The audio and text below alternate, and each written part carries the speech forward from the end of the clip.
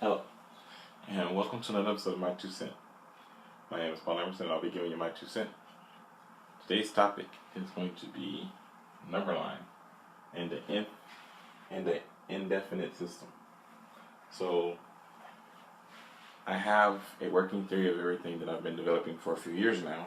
It's based on, it was inspired by the idea that the fundamental laws of physics that we've been taught in school, not as a conspiracy nut, not like a flat earther, but just the idea that the probability of getting one of the most basic principles in our science wrong, which is opposites attract and like charges repel, based on the applicable principle of science. So basically, the idea that you can inverse the governing laws of opposites attracting and likes repelling.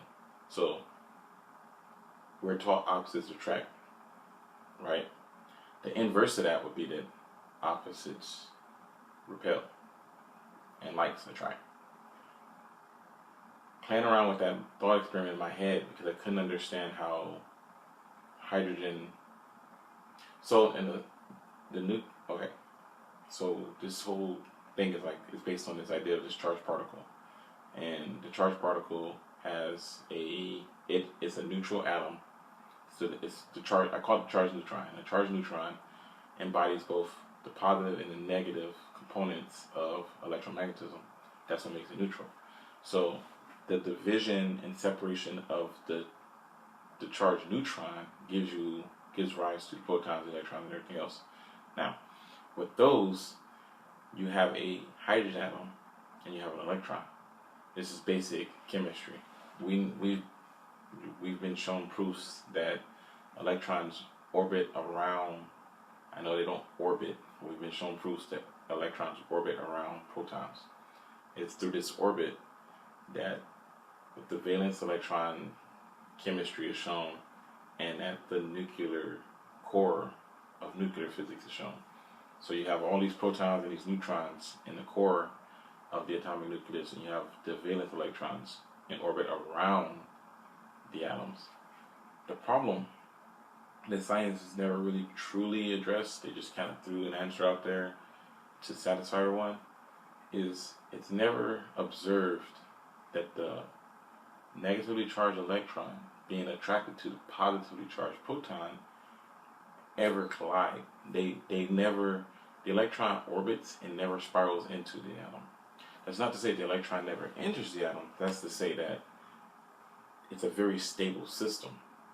When we see on the classic level, and I know classic mechanics and quantum mechanics are not compatible, and that's why we have two sectors of science. But follow my logic, you never see the electron that's orbiting around this proton, that's attracted to this proton, collide with the atom. And there's no justification for it. The other fatal flaw, which again they just kind of tossed an answer out there to satisfy everyone, the nuclear fusion of atoms is where all of the periodic table chemicals come from.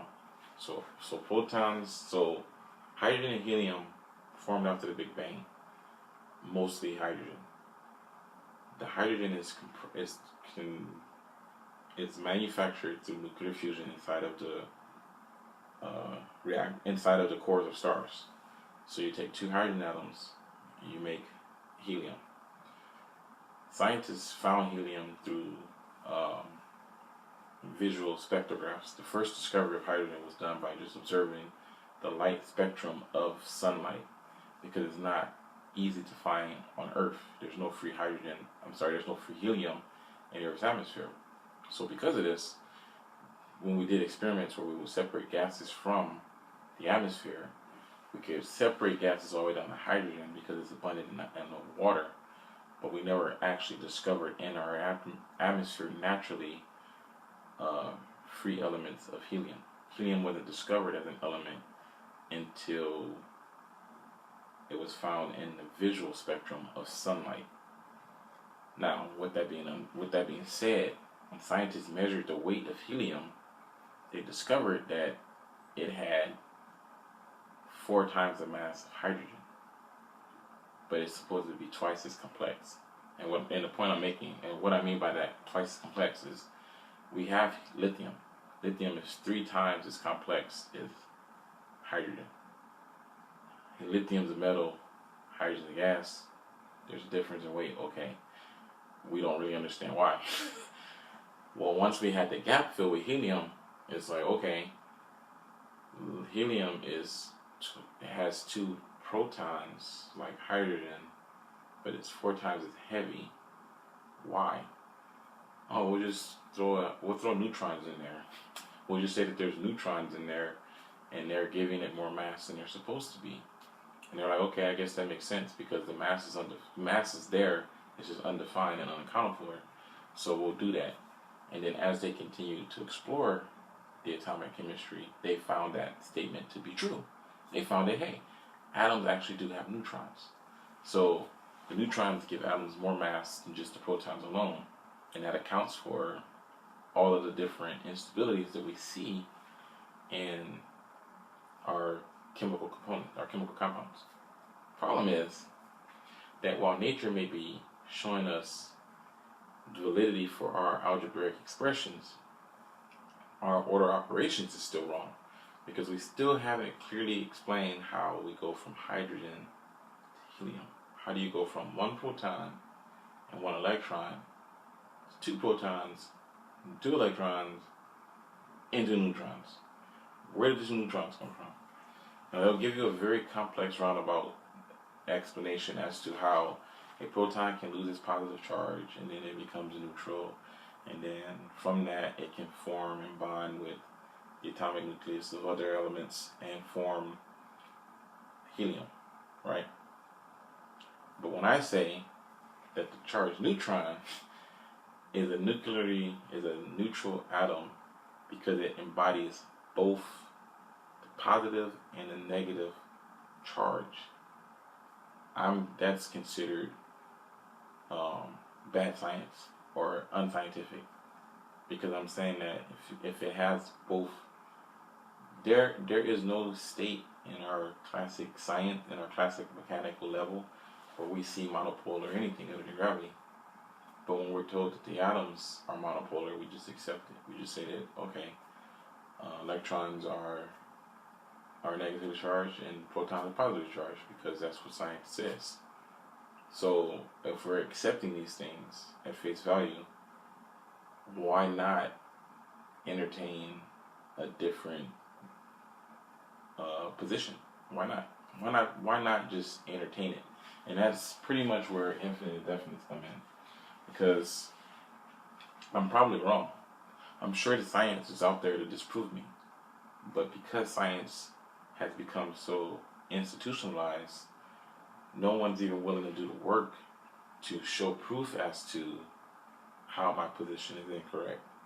And for me, the fun of science and not the fun of believing is having an idea and challenging an existing idea, because that's when you learn and grow. That's how you learn and grow.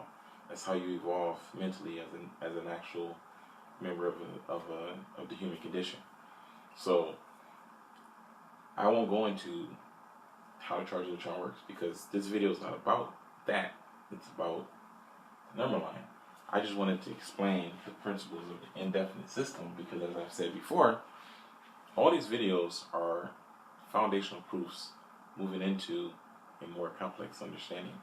And in this video, if you've already stayed this long, I'm going to show you what a 4th dimensional object looks like accurately in 3 dimensions. And I'm not talking about a tesseract. I'm going to actually, at the end of this video, I'm going to actually illustrate for you 4th dimensional geometric object. And you're going to be like, wow, that's amazing. But before we can do that, you need to understand the basics. The basics are a number line. So in the previous video, I, in a very roundabout way, touched on numbers are not operations. Numerical characters that are values that are not operations. Perfectly good example for that's in the context of this is pi. Pi is the constant 3.14 with a whole lot of other numbers. I'm not even going to try to pretend like I know all of them because I don't. But pi is a constant 3.14. Now, pi is a number that is a operation, and I believe it is the ratio. I should have looked it up. It has something to do with a circle has a radius and a diameter. There's an operation between the center and the circumference that always gives you this constant, no matter how big or how small pi is. I have to do the research. Unfortunately, I don't get paid to educate. I get paid to make food for ungrateful soldiers. But I digress. The operation for pi, finding this relationship through this equation gives you pi. So pi as a number is based on the operation. And that's kind of the point that I'm making. A number is just the value, 1. The operation, 1 plus 1 equals 2, is another type of number. I need to come up with a name for it, but I want to make the distinction between the two now, so that as we continue to progress, we will know that there's a difference between numbers that are just numbers and numbers that are operations from algebraic expressions. So,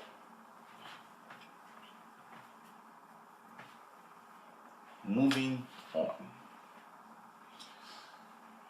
We'll start with the number line.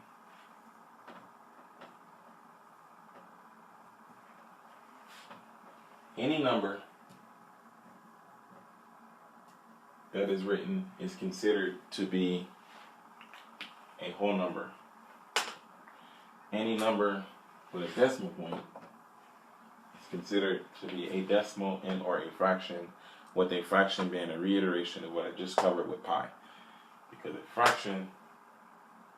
a decimal is the answer to a fraction.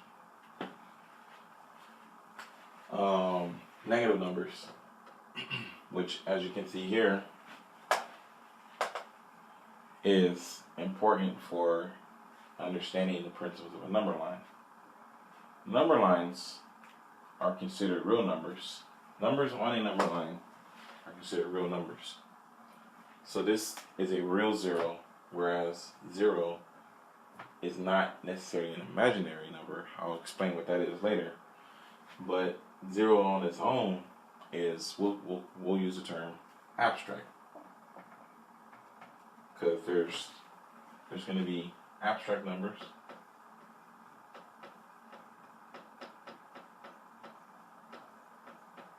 and there's going to be concrete numbers.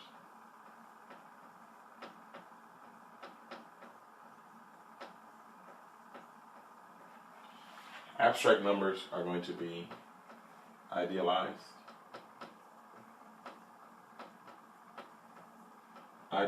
quantities,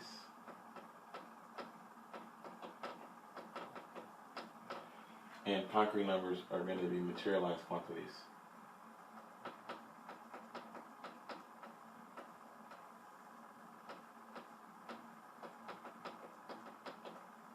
And by idealized and materialized, I'm speaking philosophically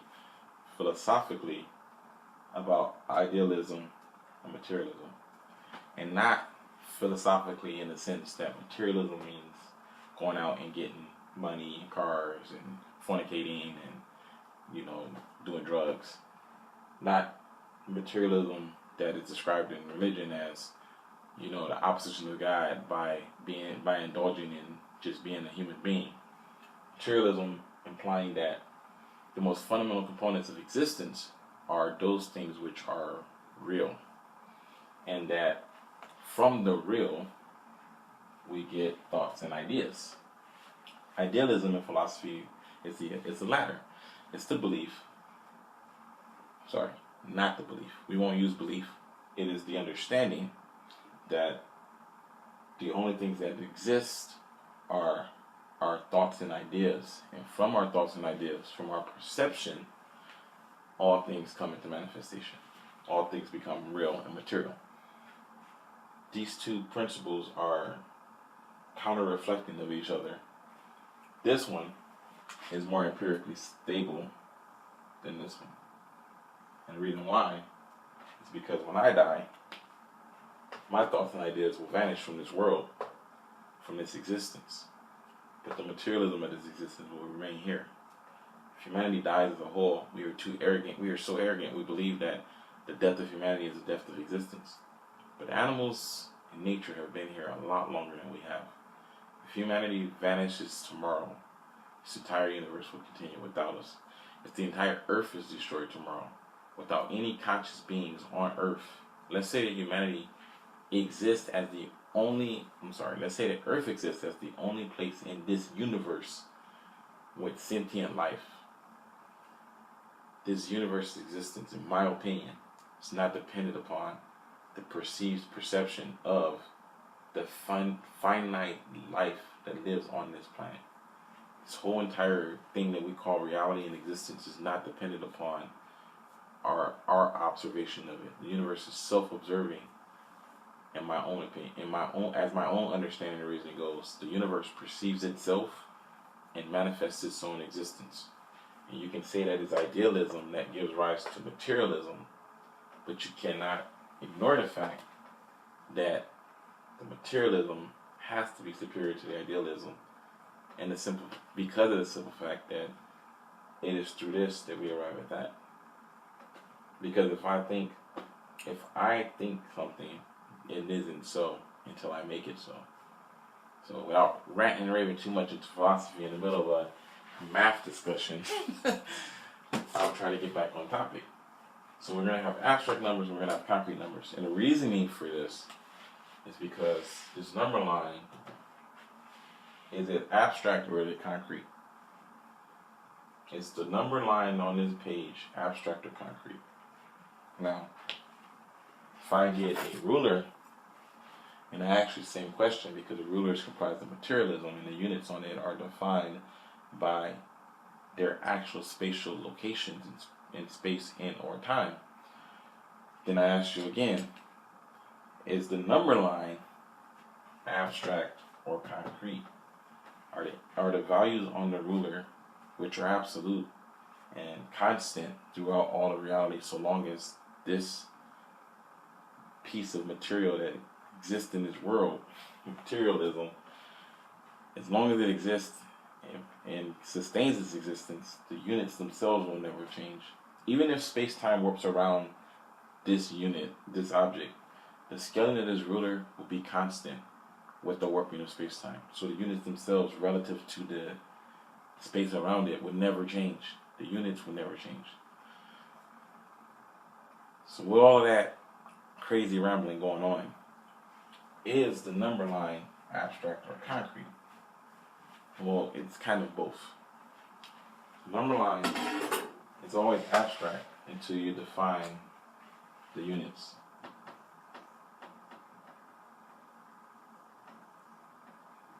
See if I can. I'm going to probably spell this wrong, but for the sake of consistency, actually, I can do it this way instead. Then I don't have to spell it wrong.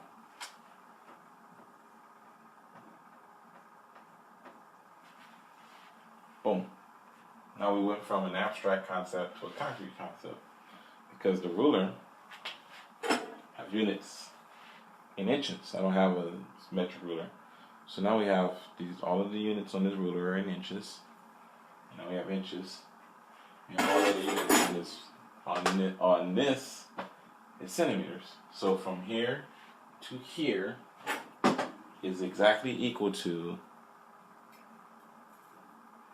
from here to here. Now, I don't know how well this is going to work because I'm using an iPod, but if I were to put this up against your screen like so, the relationship between the units in your screen will change